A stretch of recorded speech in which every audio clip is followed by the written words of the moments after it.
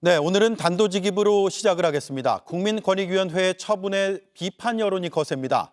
아직도 해소되지 않는 궁금증이 많습니다. 하나하나 따져보기 위해서 국민권익위원장을 지낸 전현희 민주당 의원에게 단도직입적으로 물어보겠습니다. 전화 연결로 진행을 하겠습니다. 나와 계십니까? 네, 안녕하세요. 네, 권익위 특검을 하겠다고 하셨습니다. 법안을 직접 준비하고 계신 겁니까? 네, 지금 현재 김건희 여사 특검법을 오늘 당론으로 채택을 했고요. 거기에 더해서 지금 법사위의 이성윤 의원님이 김건희 여사에 대한 종합특검법을 발의를 했습니다. 그래서 거기에 더해서 이번에 말도 안 되는 이 명품백 수수와 관련해서 청탁금지법 위반의 면죄부를 발부한 권익위의 어이없는 이런 결정에 대해서 그러한 결정을 내기까지의 그 과정, 직권남용과 직무유기 등의 이런 의혹을 포함시켜서 특검법을 발의를 준비를 하고 있습니다. 예, 그러면 결정 과정에 관여한 인사들에 대해 수사를 해야 한다고 주장하시는 겁니까? 특검법에 그런 내용을 포함시킬 예정입니다. 이러한 결과를 내기까지 그것이 이제 실무진의 그런 정상적인 절차를 거친 것인지 아니면 위선에서 여기에 대한 어떤 뭐 강요라든지 지시 이런 것이 있었는지 그리고 또 권익위 통상의 청탁금지법의 조사 과정이나 그 결론을 내기까지의 과정과 다른 점이 있는지 그 과정에서 직권남용의 여지는 없는지 이런 부분을 살피는 그런 내용이 될 것입니다. 예. 그런데 잘못된 결정을 내렸다면 현재 법이나 혹은 내부 규정이죠. 권익위의 내부 규정으로는 제재할 수 있는 방법은 없나요?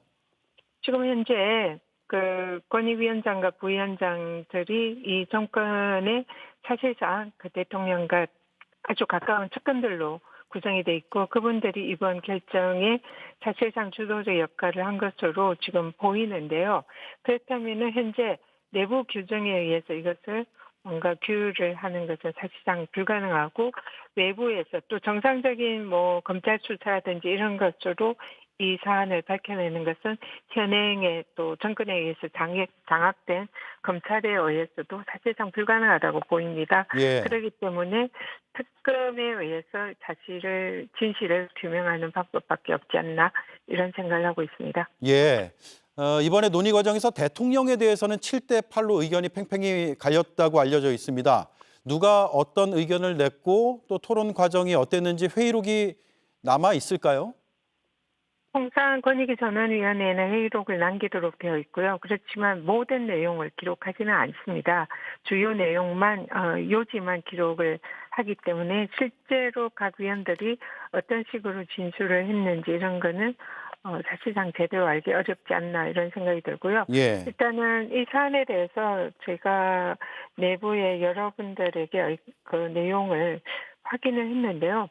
사실은 이 전원위원회 하기 전에 비상임위원이나 일부 상임위원들 경우에는 여기에 대해서 청탁금지법 위반이라는 취지의 내용을 확인을 하고 들어갔다고 합니다. 근데 이게 공개적으로 공개석상에서 논의가 되다 보니 대통령 부부에 대한 그런 위법성을 공개적으로 발언하기가 사실상 좀 두려운 그런 측면이 있었을 것 같고요. 예. 그러한 공개적으로 논의하는 과정에서 실제로 본인들의 의사와 다른 그런 결론에 동참한 걸로 알고 있습니다. 예.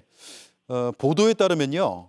이른바 권익위 내 친윤 인사들이 종결을 주도했다. 그리고 일부 위원들은 이대로 종결하면 세계적 망신이다라고 강하게 반발을 했다고 합니다. 회의록이 이런 내용도 담고 있다면 대중들은 열람을 해볼 수 있습니까? 방금 말씀드렸지만 회의 내용의 그 모든 발언이 그대로 회의록에 담기지는 않고요.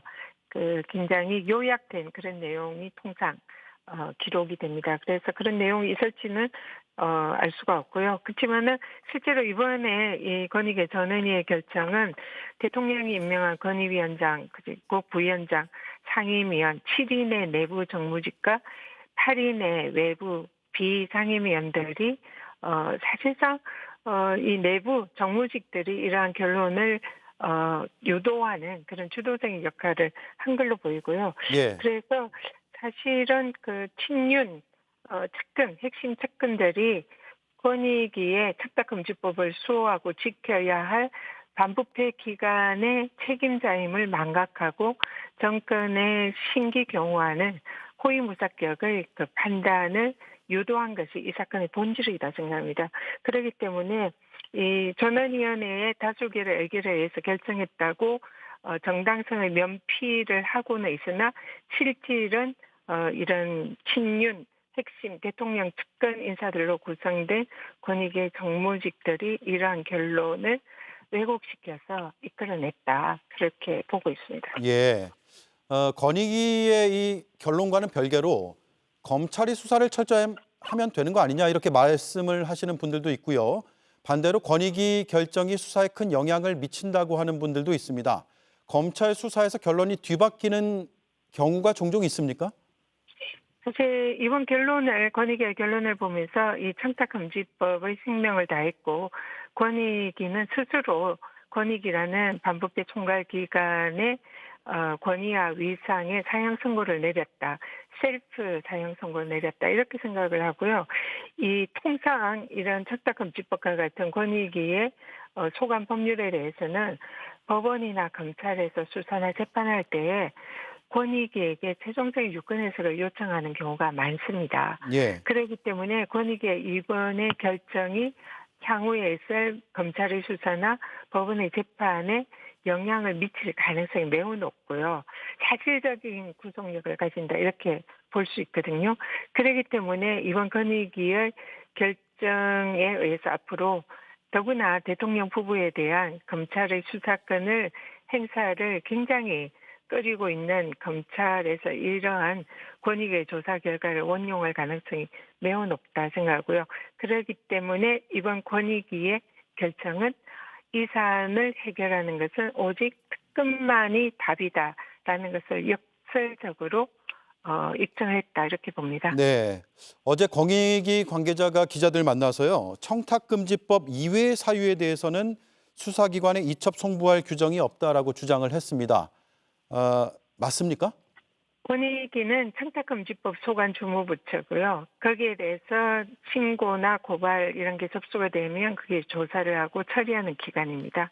그렇기 때문에 그 얘기는 일면 맞는데 그러면 그분이 청탁금지법에 직무 관련성이 없고 직무 관련성이 있다면 대통령 기록물에 해당하고 이 경우에 신고 의무가 없다라고 말씀하시는데 그는 권익위의 소관 업무가 아니기 때문에 그분이 그런 말씀을 마치 권익위의 입장인 것처럼 얘기하는 것 자체도 어불성설이죠.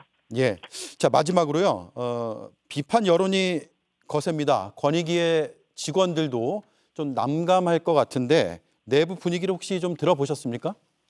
그날 권익위의 많은 직원들이 저녁에 한숨을 쉬면서 술들을 많이 마셨다고 합니다. 예. 우리 권익위가 어떻게 이렇게 망가졌나. 앞으로 이제 권익위라고 얼굴을 들고 다니기가 부끄러울 정도다. 이렇게 자괴감에 빠진 내부 직원들이 매우 많다라고 들었습니다.